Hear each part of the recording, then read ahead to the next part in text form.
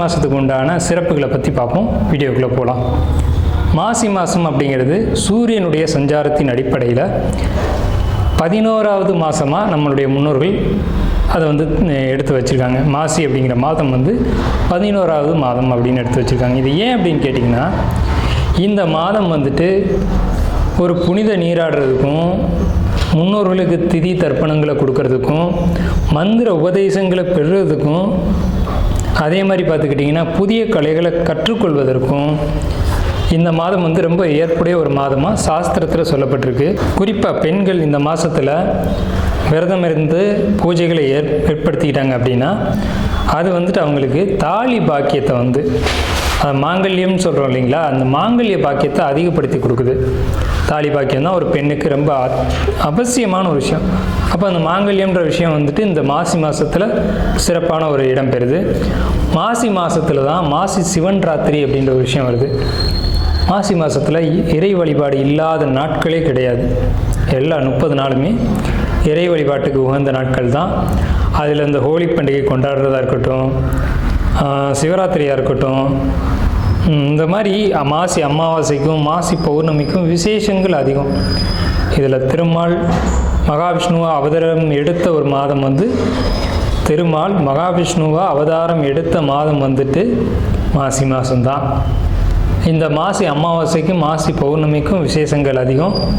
மாசி மாதம் வரக்கூடிய மக நட்சத்திரம் தான் மகாமகம் அப்படின்னு நம்மளுடைய சாஸ்திரம் விசேஷமாக அந்த ஒரு 12 வருஷத்துக்கு ஒரு முறை புனித நீராடல் அப்படின்ற ஒரு விஷயத்தை நம்ம மேலே சொன்னோம் இல்லைங்களா, அந்த விஷயத்தை கொண்டு வராங்க. இதில் தாக்ஷாயினி அப்படின்ற அவதாரத்தில் பார்வதி தாயார் அவதரித்த மாதம் இது. சிவன் திருவிளையாடல் செய்ததும் சிவன் அவதாரம் எடுத்ததும் இந்த மாதத்தில் தான். சிவன் தான் தன்னுடைய திருமணத்தை பார்வதி தேவியை திருமணம் செய்து கொண்ட மாதம் இந்த மாசி மாதம். ஸோ இந்த மாதிரி எண்ணற்ற சொல்ல முடியாத ஏகப்பட்ட விசேஷங்களை கொண்ட மாசி மாதம். குறிப்பாக சொல்லணும்னா 12 மாதங்களுக்கும் 12 தனித்துவம் வாய்ந்த சிறப்புகள் உண்டு. இருந்த போதிலும் மாசி மாதத்துக்குன்னு உள்ள சிறப்புகளை நம்ம மேலே பார்த்துட்டோம். ரேவதி நட்சத்திரம் இறுதியான நட்சத்திரம். மாசி மாதத்துக்கு உண்டான பொதுவான ராசி பலன்கள். இந்த பொதுவான ராசி பலன்கள் பார்க்கும்போது ரேவதி நட்சத்திரத்துக்கு என்ன மாதிரியான பலன்கள்லாம் கிடைக்குது அப்படின்னா, குறுகிய பயணங்கள் ஆனால் மன மகிழ்ச்சியான பயணங்கள். ஒரு ஆலயத்துக்கு போகிறதா இருக்கட்டும், குறிப்பாக ஒரு அம்மன் கோயிலுக்கு நீங்கள் போகிறதா பிளான் பண்ணியிருப்பீங்க, குறுகிய தூரத்தில் இருக்கும். போயிட்டு வர்றது மூலமாக உங்கள் மனசுக்குள்ளே மிகப்பெரிய சந்தோஷம் மகிழ்ச்சி இருக்கும். குறிப்பாக அது உங்களுடைய குலதெய்வமாக இருக்கும். குலதெய்வம் அல்லது குலதெய்வம் சம்மந்தப்பட்ட கோயில்களுக்கு நீங்கள் போயிட்டு வருவீங்க. அப்படி போயிட்டு வரணும். போயிட்டு வரும்போது உங்களுடைய பொருளாதாரம் மிகப்பெரிய வளர்ச்சியை சந்திக்கும்.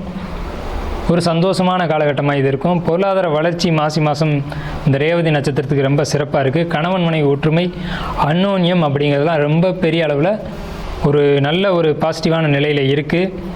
அதே மாதிரி உங்களுக்கு வீடு வண்டி வாகனம் சொத்து சேர்க்கையை பொறுத்த வரைக்கும் தடைகளும் தாமதங்களும் இருக்குது. மனசுக்குள்ளே வெளியில் சொல்ல முடியாத அளவுக்கு குழப்பங்கள் இருக்குது. மற்ற நண்பர்கள்ட்ட நீங்கள் எதையும் ஷேர் பண்ணிக்க வேணாம். புதிய நண்பர்கள் நிறைய கிடைப்பாங்க. அவங்கள பொறுத்த வரைக்கும் உங்களுக்கு நீங்கள் நிதானமாக தான் செயல்படணும். யாரையும் நம்பி நண்பர்களை ஆக்கி கொள்ள வேண்டாம். பழைய நண்பர்களுக்கு மதிப்பு கொடுங்க, மரியாதை நிமித்தமாக செயல்படுங்க. உங்களுக்கு இந்த மாத இறுதியில் உங்களுடைய நண்பர்களால் ஒரு ஆதாயம், அனுகூலம், ஒரு வெற்றி இதெல்லாம் கிடைக்கக்கூடிய காலகட்டம் இருக்குது. கணவன் மனைவி உறவு பொறுத்த வரைக்கும் உங்களுக்குள்ளே நடக்கக்கூடிய விஷயங்களை உங்களுக்குள்ளேயே வச்சுக்கோங்க.